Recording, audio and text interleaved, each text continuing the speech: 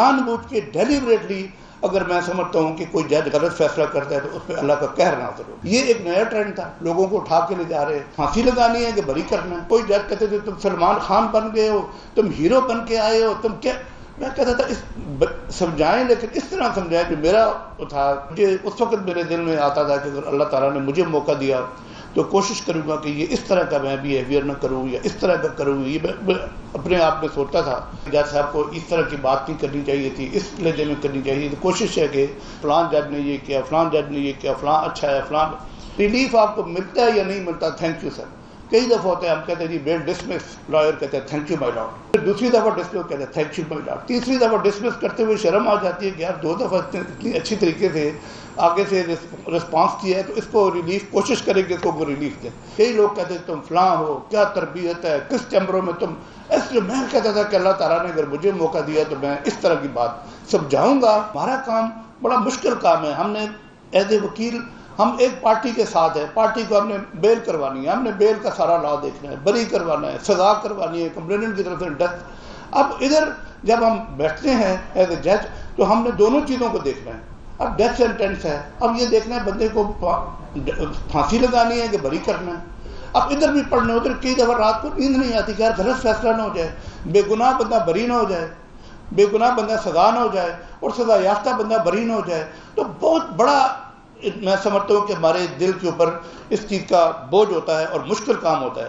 آپ لوگ جب گھروں میں چلے جاتے ہیں تو ہم رات تک بیٹھے رہتے ہیں. میں جب وکیل تھا تو میری اب سب کی روٹین ہوگی, کورٹ سے جانا, گھر جا کے لنچ کرنا, لنچ کے بعد نیپ لینا, نیپ لینے کے بعد F9 پارک میں واک کرنی اور شام کو اپنے آفس چلا جانا. تو میں نے اپنے استاد سے پوچھا, سردار اسلم صاحب سے, وہ لاہور ہائی کورٹ کے جج تھے. میں نے کہا سر آپ کے کیسی لنچ کی کیا روٹین ہے؟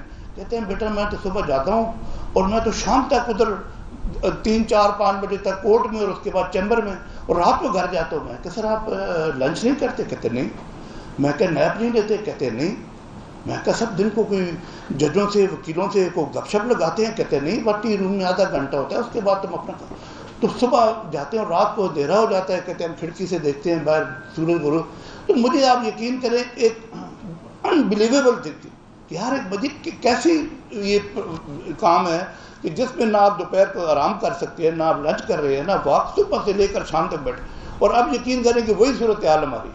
صبح سے آتے ہیں سنگل بینچ, سنگل بینچ کے بعد ٹی کے بعد ڈی بی کے بعد ایک اسٹینو, دوسرا اسٹینو, تیسرا اسٹینو. یہ بھی ہوتا ہے کہ ہر کیس کا ہمارا سپریم کورٹ جائے گا. آپ نے تو کئی لائر آرگومنٹ کر کے ایسا آرگومنٹ کرتے ہیں جو اندر جاتے ہیں فائل کھولتے ہیں اور چیز ہوتی ہے, تب دیر نو ریکوری, کوئی ایویڈنس نہیں. فائل کھولتے ہیں 3 گواہوں کے بیان 161 کے لکھے ہوتے ہیں, کلاشن کوف کا ریکوری میمو لگا ہوتا ہے, لیکن اس کی تو کوئی ایویڈنس نہیں ہے اس لائر نے کیا کہا. لیکن ہم جو چیز لکھ رہے ہیں وہ ایویڈنس ہے. اور یہ بھی پتہ ہوتا ہے کہ ہمارا جو ہے وہ جو لکھا ہوا پیپر ہے وہ سپریم کورٹ جائے گا اور سپریم کورٹ کے ماشاءاللہ 3 سینئر ججز کے بینچ سنے گا. تو ہر ڈیسیژن ہمارا ہم یہ سمجھ کے لکھتے ہیں کہ جیسے یہ ایگزامینیشن پیپر ہے, اور اس کے لیے پھر ہمیں ظاہر ہے لا کو بھی فالو کرنا پڑتا ہے, سپریم کورٹ کی ججمنٹ کو فالو کرنا پڑتا ہے, سیٹل لا کو ہر چیز بیچ میں لکھنی پڑتی ہے, کنونس کرنا پڑتا ہے. تو اس لیے اس کے لیے بڑی ہمیں محنت کرنی پڑتی ہے. باقی میرے خیال سے جو ہائی کورٹ میں جو 80% لوگ تو پاکستان کے غریب لوگ ہیں جو کورٹوں میں آ ہی نہیں سکتے. آپ کسی ریڑھی والے کے پاس چلے جائیں, چھابڑی والے کے پاس چلے جائیں, ہائی کورٹ جانا, وکیل کے دفتر میں جانا, عام سے عام چھوٹا بھی وکیل ہو, جونیئر بھی ہوگا, پٹیشن کی تیاری, اسٹامپ پیپر کی تیاری کرتے کرتے تقریباً 40-50 ہزار روپے کا تو منیمم خرچہ ہے. یہ بھی وہ وکیل کے جو بالکل کم فیس چارج کی, ویسے تو لاکھوں کی, تو وہ آتے ہی نہیں ہیں. تو جو ہائی کورٹ میں آتے ہیں ان کو بھی اگر ہم ریلیف نہ دیں, ان کے لیے بھی ہم ڈیٹیں ڈال دیں, آج یہ ریکارڈ نہیں ہے, آج کمنٹس فائل نہیں ہے, تو پھر اس کام کا ہمیں فائدہ نہیں ہے. تو میری یہ کوشش ہوتی ہے کہ کیسز کا جتنا بھی جلدی جو بھی ہو جلدی ڈیسیژن ہو, تاکہ جس کو انصاف ملنا ہے اس کو جلدی ملے, ڈیلے نہ ہو.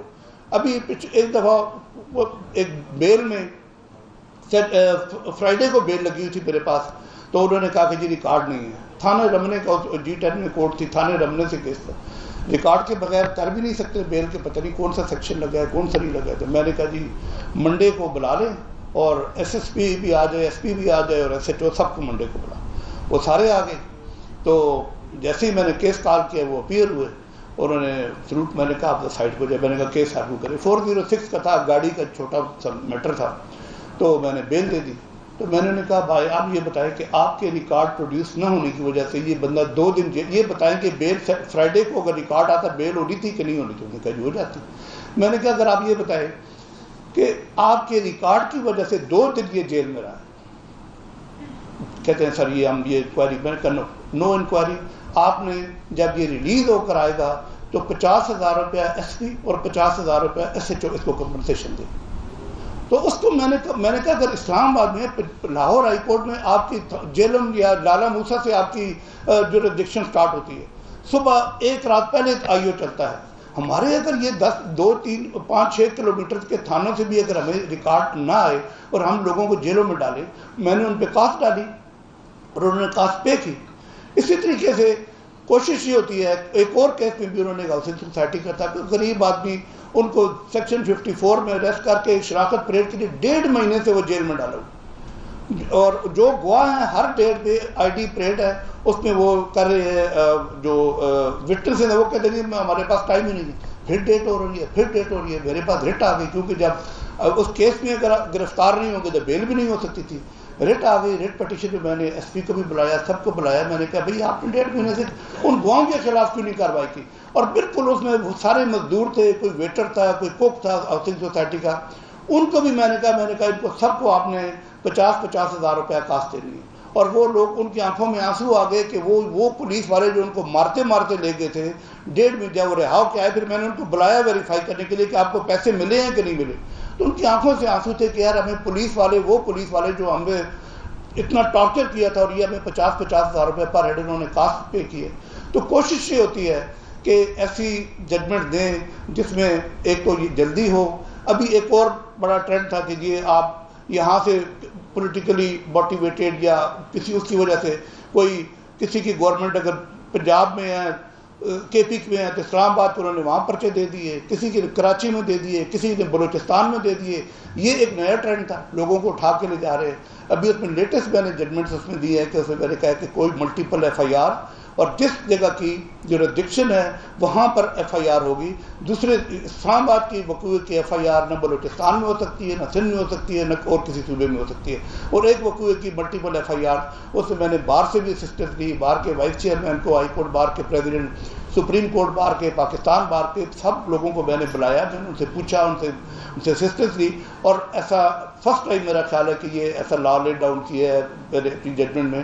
تو کوشش یہ ہوتی ہے کہ لوگ جو ریلیف کے لیے آئیں ان کو ریلیف ملے، کوشش یہ ہوتی ہے کیونکہ ہم نے حلف اٹھایا ہوا ہے، ہم حلف کے پاسدار ہیں، اور ہم نے یہ نہیں دیکھنا کہ میرے سامنے کوئی سینئر وکیل ہے، کوئی جونیئر لائر ہے، کوئی پارٹی انفلوئنشل ہے، کوئی، کیونکہ ہم نے حلف اٹھایا ہے۔ میں قرآن پاک کی آیات پڑھ کے درود شریف پڑھ کے روز عدالت میں بیٹھتا ہوں، اور یہ ہوتا ہے کہ رات کو سکون سے نیند آئے۔